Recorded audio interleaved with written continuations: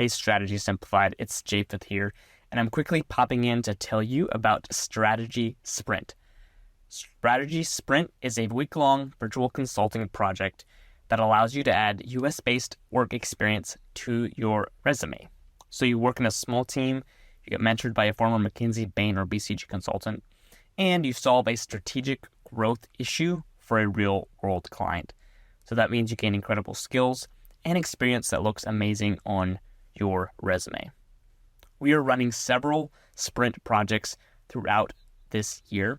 Check out the dates and the link to register at the link in this episode's show notes. We look forward to welcoming you to a future Strategy Sprint project.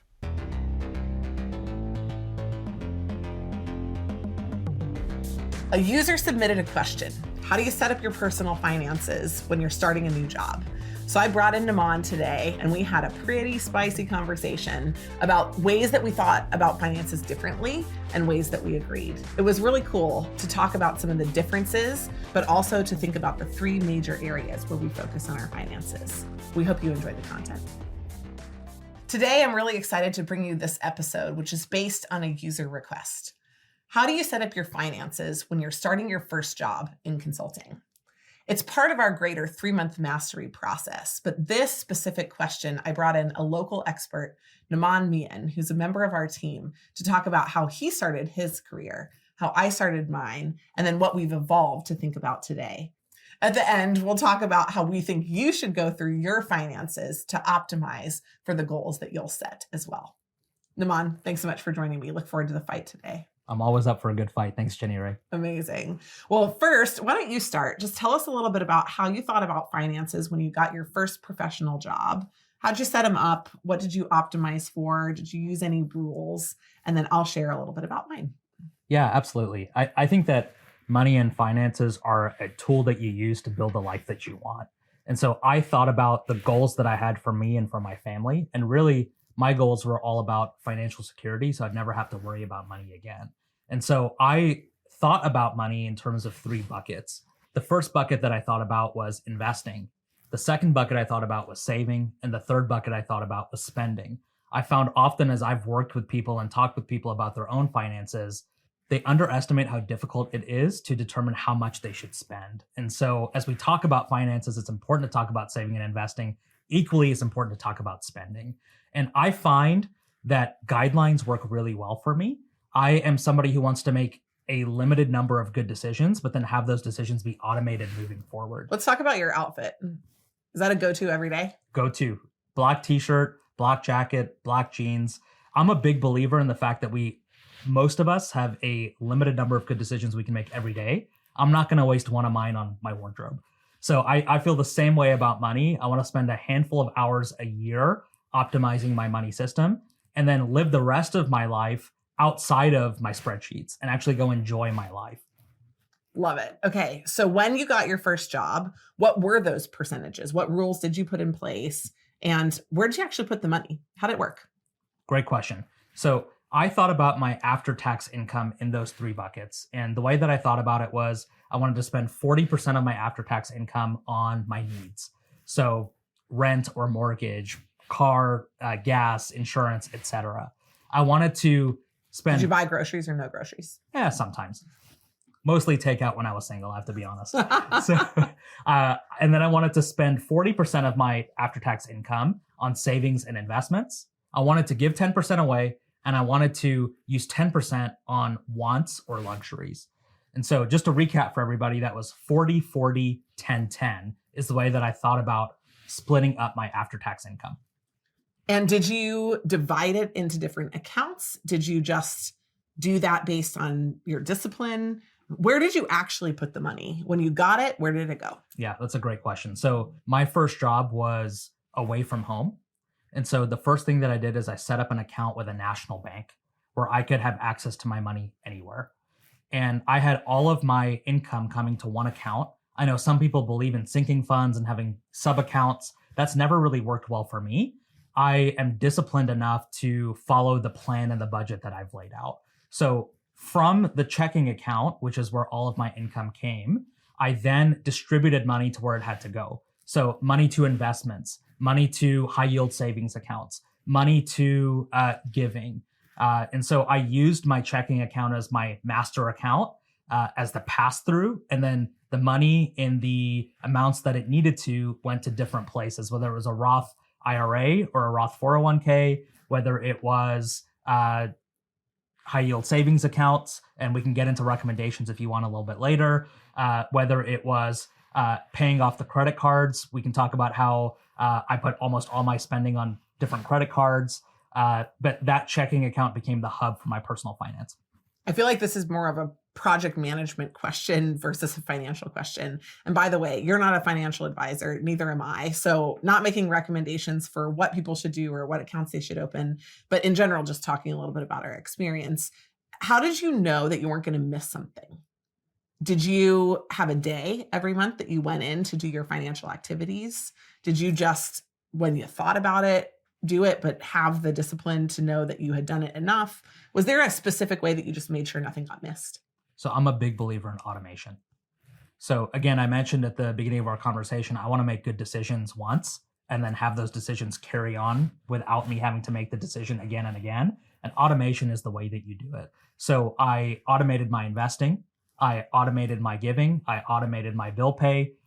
Any recurring expense or investment that I had was automated. So I could go in once a year, maybe check my accounts, make sure my allocations were where I wanted them to be. But then I knew for the rest of the year that the big stuff was right and it was taken care of. I love it. Well, I'll talk a little bit about what I did when I was at Bain because it was a bit different, but also I was in a pretty structured environment. I grew up in a house where my dad was the senior vice president for a public company of compensation and benefits. And so since the time I was little, we talked about healthcare and retirement plans at the dinner table. So I was ready to go because that was one of the reasons why I got the job. They had a retirement plan and great health benefits. And I didn't think about all of the other pieces around that. So when I set up my first paycheck at Bain, they kind of gave us a form and said, hey, where do you want the money to go?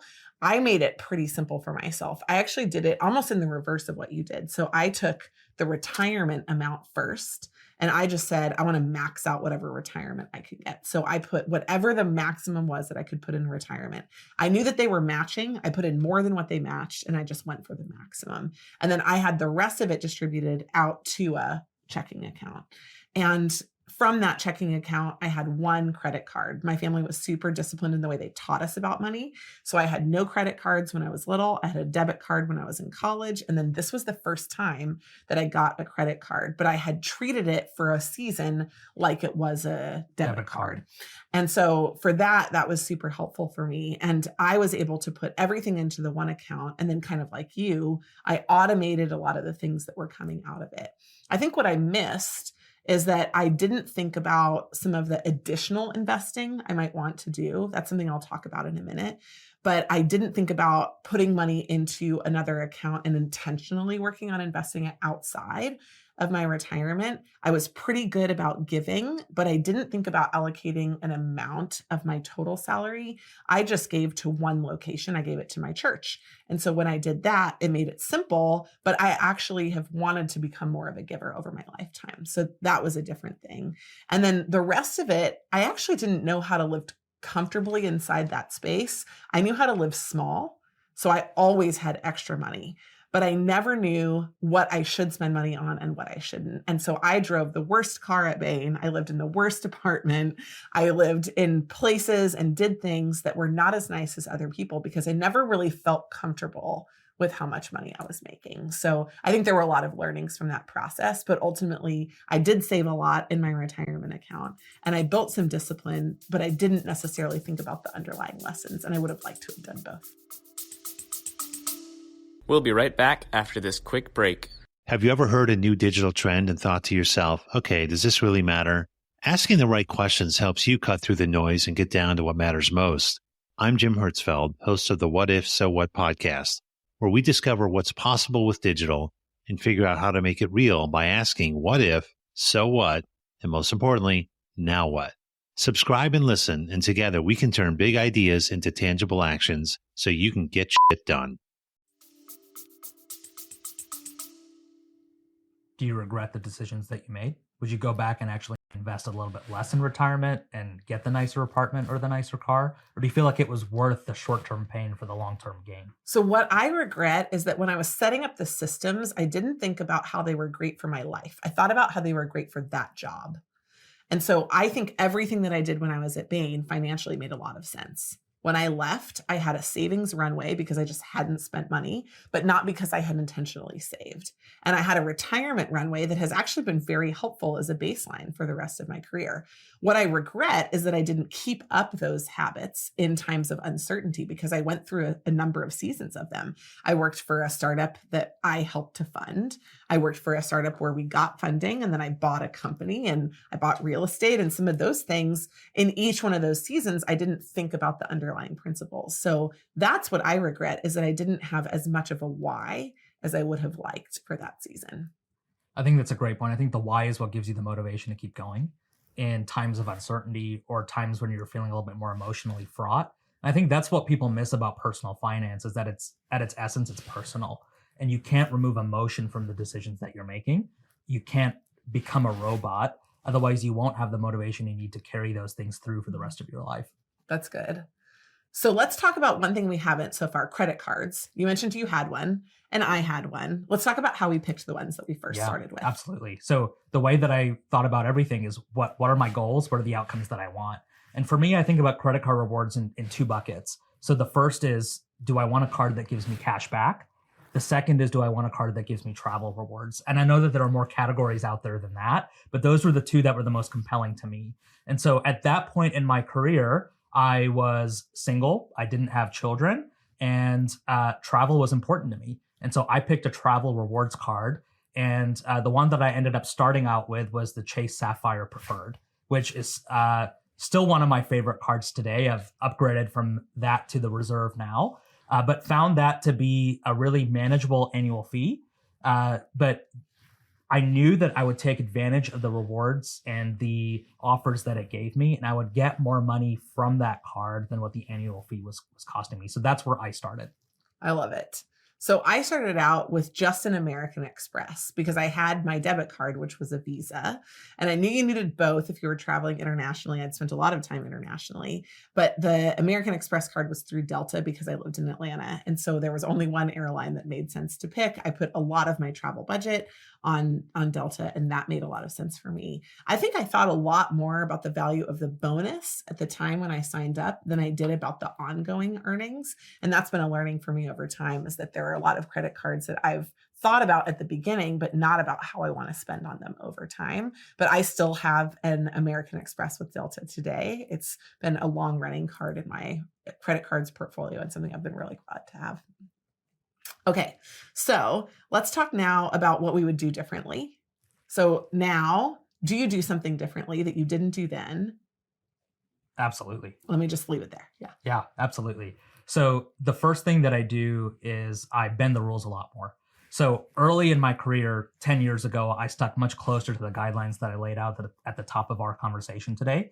And it was good for me at the time to build good habits, and good for me at the time to prove to myself that I had the discipline to stick to the rules that I wanted to create for my own life. Good. Now I am much more willing to spend more than I perhaps wanted to on luxuries or wants. I know that I've given myself the buffer to be able to do that. I know that if I want to bump my investing up for a season, I'm able to do that. So I've given myself flexibility within the boundaries that I've laid out to build the life that I want. So that's the first thing that I've changed. The second thing that I've changed is I've actually upped my generosity. So one of the goals that my wife and I have is that we never give away less money this year than we gave away last year. And so how can we build a life that allows us to meet that personal goal that we have? And so that means that we have to either up our income every year and or adjust our budget and our priorities every year as well. That's amazing. I'll talk about mine because there are a few of them. This is one that I talked about a lot actually in my money camp and money makeover sessions last year, which I did for free with a lot of the members of our community. I was shocked to find out how few people thought about buying real estate, because real estate has been such a significant wealth building tool for my husband and I. And I think back to when I was at Bain, and I too was in their same position. I didn't know where I was going to end up. I felt like the world was at my feet, and the idea of renting felt like flexibility to me. And I really missed out on some real estate opportunities, not only financially, but also just the learning curve of real estate.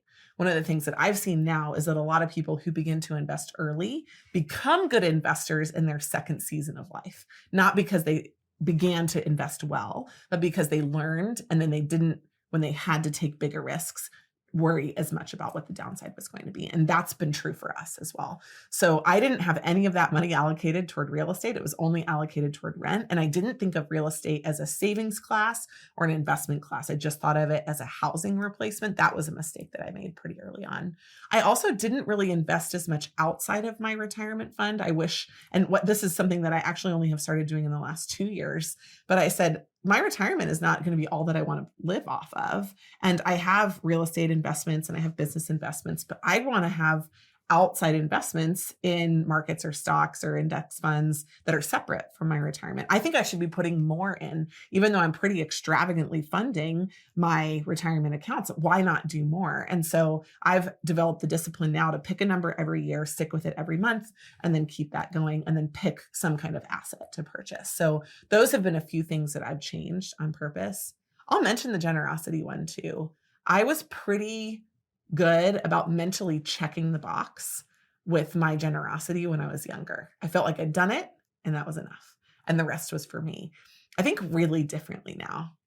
Anyone who asks me, I give. And I have 3 different amounts. I just choose which amount it is that I give. That's made it a lot more fun to become a part of a broader community. I feel less responsibility for what other people do after I give. I was pretty controlling, honestly, if I think about it earlier in my career, about the way that my investments went into other people's pockets. And it's helped open up doors to relationships that I never imagined. And so that form of generosity for me, just saying, oh, you want me to give? Absolutely. I'd love to give. Even trying in some cases to be the first one to give. That's changed my personal perspective on community, and it's really been a benefit. So those are a few of the things that have evolved for me. I love that. That sounds like an abundance mindset instead of a scarcity mindset. We've been working on it. Let me tell you, it's a journey. And I think one of the things you mentioned about real estate is one of the areas where we disagree a little bit. So for me, I view real estate as a wonderful asset class, but not one that I necessarily have to be exposed to more than I'm already exposed to in terms of the index funds that I'm holding. And so I waited to buy my first house. I rented for a long time because I liked the flexibility. I did the math early on the total cost of home ownership, and it was much higher than what I was paying in rent. It was a much higher. We did that together, I think, right? Yeah. And I convinced you to not buy as early as you might have been able to. It was a much bigger headache than renting. Mm-hmm. And so one of the things that I hear a lot of people say is they feel like they're behind if they don't buy a house or if they're not investing in real estate. And for me, again, one of my philosophies when it comes to personal finance is how can I get the greatest amount of return for the lowest amount of friction? And to me, real estate is not the thing that gives me that. I get probably a little bit lower return for my equities than you do from your real estate, but for much less effort. And so my financial goals are not just to maximize return, it's to balance like output and input. Yeah. And so I found that equities were the best way for me to do that. And when it did come time for me to buy a house, I didn't buy it because it was a financial decision so much as it was the right decision for my family. And I think that makes sense. There are 2 things in real estate that have changed my perspective. And this is advice I give to everybody. I think you should either own the house that you live in and nothing else, or own 4 or more rentals.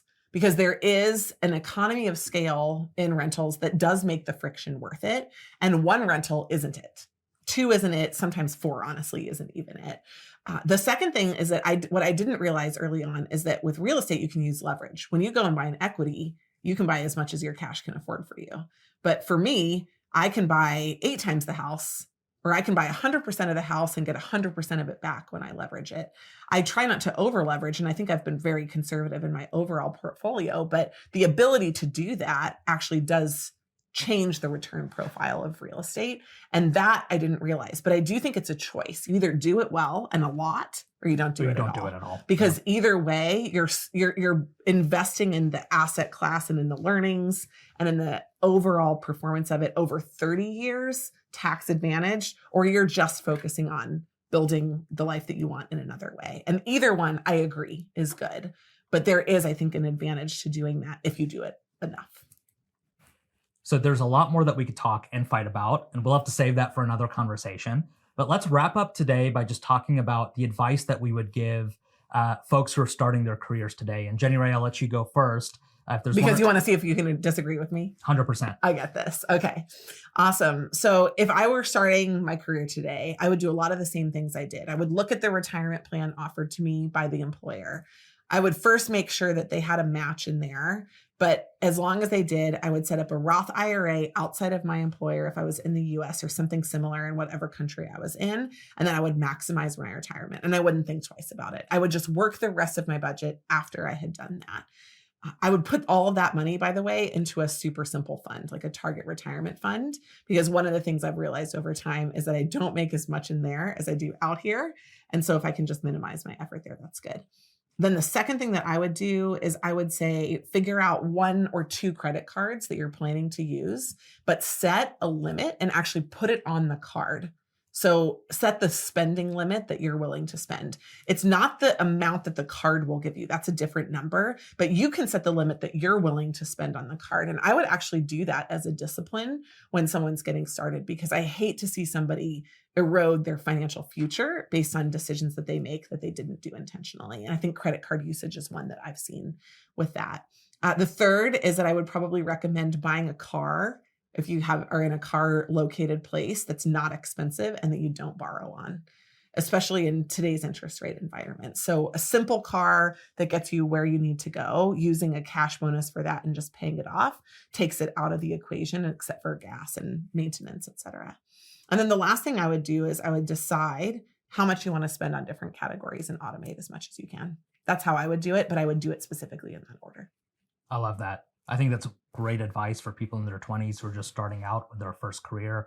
I'll add to that and I'll say one of the things I would 100% recommend you do early on is identify the metrics that matter to you and the outcomes that matter to you. So deep and meaningful, introspective.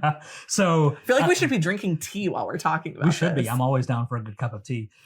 So is your credit score the metric that really matters, or is it your savings rate?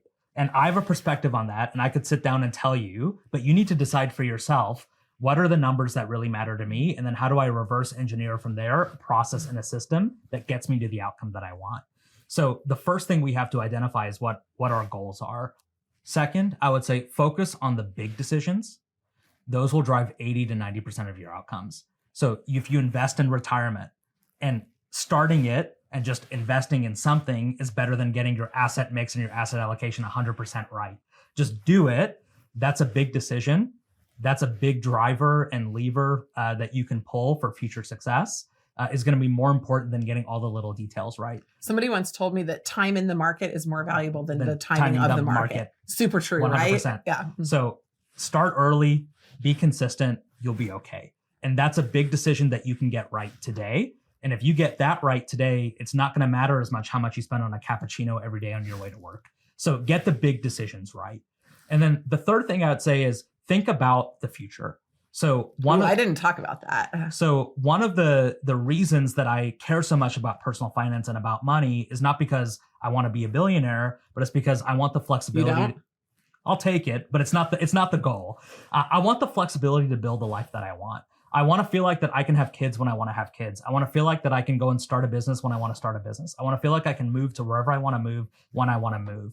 So what money gives me is options. And the way that I define wealth is the ability to choose amongst multiple options. That's what wealth is. It's not a dollar amount in the bank. And so when I think and plan for the future and set up these systems, I give myself the flexibility to save more money and have cash on hand when we're pregnant and about to have a baby. I give myself the ability to take a career risk and move to a startup environment like you did, or to take the plunge and start my own business. I give myself the ability to go live in Europe for 3 months, or just move to a more expensive city because that's where I want to be. And so if I set up my systems now, I'm going to see the fruit of that work for years and years to come, not just in the decisions I'm seeing today. I love it. Namaan, I think that's amazing insight. And honestly, I'm super glad that we're talking about this at all, because I think my only final piece of advice would be talk to somebody. I think a lot of people feel like they should know, they don't know, and they don't know who to talk to. And I've found that financial advisors are fine. They can help with a piece of the puzzle, but mentors are better. And I've really enjoyed the value of mentorship over my life. I don't know if you have any recommendations for who people should talk to, but if they don't know what we're talking about, where do you go? That's a really great question. I'll just say sunlight is the best disinfectant. So if you are going to be transparent about such an important area of your life, you need to be transparent with people you can trust. So I found mentors in my family. I've been blessed to have parents and aunts and uncles who have a healthy perspective on this. I found mentors in my work environment, folks who have experience navigating finances and kids, folks who have experience navigating career changes. I found mentors in my religious community, folks who are just 1 or 2 steps further than me, who can give me some level of insight. I think one of the mistakes I made early on in my career when I was looking for mentors is thinking that one person had to know everything about everything to be able to help me. I just needed that person to be 1 or 2 steps ahead of me in one area of my life. And my goal has been over the last 10 years to build a kitchen cabinet of advisors, people who can advise me on different topics and who don't necessarily have to be an expert in everything, but they can just be a little bit smarter than me in one area. And that's good enough for me to be able to leverage their insight and their knowledge. Well, now we'll turn it over to you. You might have more insight than what we even talked about today. So if you've got a favorite financial product, something that you absolutely love, a person that you found really helpful, a book that you've read, please leave a comment for everybody else to hear about.